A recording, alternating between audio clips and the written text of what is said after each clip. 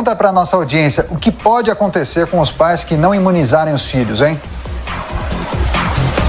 Pois é, Daniel, esse é o grande debate do momento, né? A vacinação para essa faixa etária de 5 a 11 anos começou há pouco, não tem nem uma semana nos estados e municípios brasileiros, então a maioria desses locais ainda está discutindo o que pode acontecer, se vai exigir vacinação obrigatória nas escolas, para entrada em ambientes. E aí, para a gente entender melhor essa situação, eu estou aqui com o Enderson Furst, que é advogado, e ele vai explicar para a gente um pouquinho, por exemplo, Enderson, sobre as escolas. O governo de São Paulo já disse que não vai obrigar que as crianças apresentem esse comprovante, mas ele vai acionar o conselho tutelar se a criança não estiver vacinada.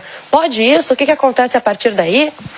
Pode sim acionar o conselho tutelar. Veja, nós temos algumas previsões de consequências, como, por exemplo, a aplicação de multa, que vai de 3 até 20 salários mínimos e, caso seja reincidente, pode cobrar em dobro e, por fim, até mesmo a perda da guarda. Agora, isso é o que está na lei, no Estatuto da Criança e do Adolescente. Eu nunca vi acontecer, tá, Beatriz? E por que isso não costuma acontecer? Porque a diretriz global da Organização Mundial da Saúde para um programa de imunização eficiente é que ele se paute pela conscientização. Então, a primeira coisa que precisa fazer é conscientizar.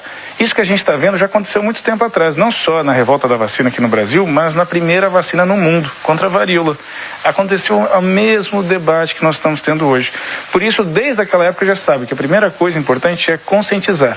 Então, o que se espera desses conselheiros tutelares não é a aplicação de multa. É perguntarem por que você não quer vacinar, qual é o seu receio, o que você gostaria de saber, quer conversar com o médico sobre isso, vamos falar com o pediatra da criança. Então, a primeira medida, na verdade, é a conscientização. A depender, futuramente evoluir. Antes disso, não, apenas conscientizar. Eu te perguntei sobre escolas, ia perguntar sobre outras implicações em outros ambientes, mas então imagino que a máxima seja essa da conscientização em primeiro lugar. Sim, o primeiro ponto é conscientizar para justamente evitar a revolta, hesitação vacinal e tudo mais.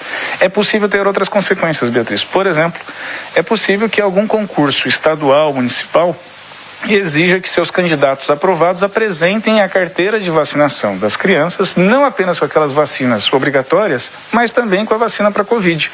Ou ainda uma empresa, quando vai contratar, não só exija do seu futuro empregado a carteira de vacinação dele, das crianças atualizadas, mas também exija a carteira de vacinação com a dose para a Covid.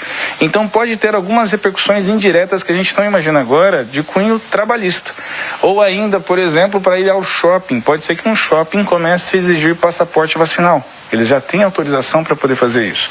E aí aquela criança, a família não poderá ir com a criança numa festinha ou naquele shopping ou numa loja, porque a criança não apresenta a imunização completa para a Covid. Perfeito, Enderson. Obrigada pelas suas informações. Esse exemplo do Enderson, inclusive, a gente acompanhou aqui na Jovem Pan ontem, que saiu uma decisão que, por exemplo, o Sambódromo do AMB vai exigir das crianças o comprovante ali de vacinação das crianças acima de 6 anos para a entrada. Então, são implicações que a gente vai acompanhando, né, ao longo do tempo. Lembrando que as entidades médicas todas recomendam a vacinação de crianças de 5 a 11 anos com a dose pediátrica da Pfizer, que foi aprovada pela Anvisa agora no mês de dezembro, e que só aqui no estado de São Paulo, por exemplo, as internações em UTI de crianças por Covid-19 subiram 61% entre novembro e janeiro deste ano, Daniel. Daqui a pouco, muito mais números e informações sobre a vacinação infantil com a Beatriz Manfredini aqui no Jornal da Manhã.